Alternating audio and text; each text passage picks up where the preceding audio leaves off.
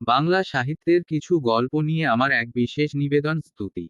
আপনারা শুনছেন স্তুতি, আমি সৌরভ বেজ আজ নিয়ে এসেছি আপনাদের জন্য একটি নতুন গল্প প্রবোধ কুমার সানারের লেখা দুর্গম চড়াই। লেখক ও বিষয় পরিচিতি। সাহিত্যিক প্রবোধ কুমার সান্যাল বাংলা সাহিত্যের একজন বিশিষ্ট ভ্রমণ সাহিত্য রচয়িতা বলে সুখ্যাত।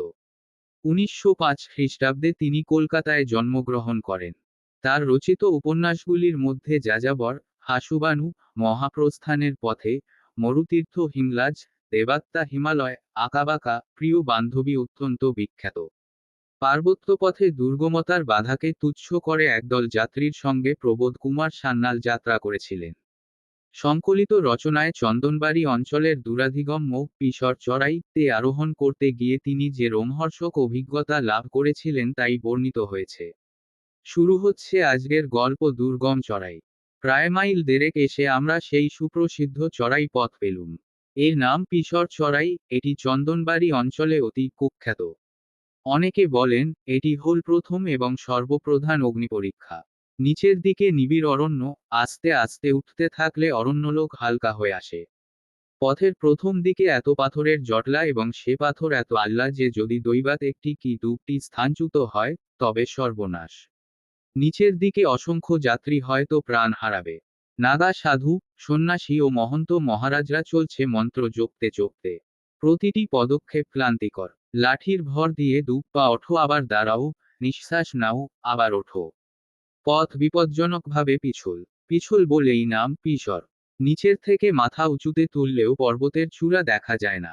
ঘোড়া উঠছে, সামনের দুটো পা উঁচুতে, পিছনের পা দুটো নিচে। মানুষের মতো ঘোড়াও সন্তর্পণে পা তুলছে। পাছে পিছলে যায়, পড়ে হোঁচট খায়। এ তাদের অভ্যাস, এ তারা জানে। সবচেয়ে বিপদ তাদের, যারা নিচের দিক থেকে এখনো উপরে উঠছে। ঘোড়ার পায়ের ঠোকরে যদি একটি পাথর গড়ায়, তবে সেটি ঠেলবে আর একটি পাথরকে, দুটিতে গিয়ে তৃতীয়টিকে দেবে ধাক্কা, তারপর নিচের তলাকার যাত্রীদের সেই শোচনীয় অপঘাত মৃত্যু।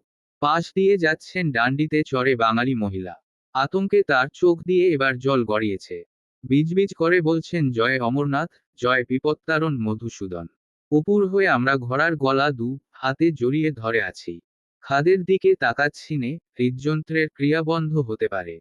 ওপর দিকে তাকাতে পারছি নে, মাথা ঘুরে যায়। শুনেছি যারা আত্মহত্যা করতে সম্পূর্ণ প্রস্তুত, তারাও অপঘাত মৃত্যুকে ভয় করে।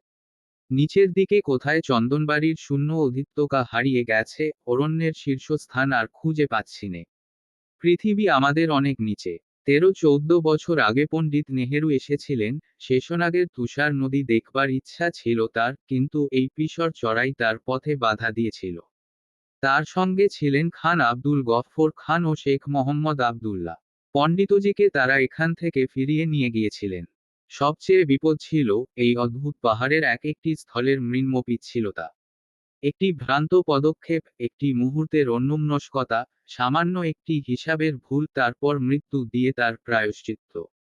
ক্লান্ত ঘোড়া তার পিঠের সওয়ার এবং মালপত্র ফেলে দেওয়ার চেষ্টা করছে। মাঝে মাঝে তাদের আদিম অবাধ্যতা, মাঝে মাঝে তাদের অবস্থান ধর্মঘট। গনি ধরেছে শক্ত হাতে আমার ঘোড়ার লাগাম। সতর্ক তার চক্ষু, সতর্ক প্রহরা। অভয় দিচ্ছে আমাকে, সান্ত্বনা দিচ্ছে, আশ্বাস দিচ্ছে। গনি নিজে হাঁফাচ্ছে, হাঁটতে হাঁটতে মুখের থেকে একটা আওয়াজ বার করছে।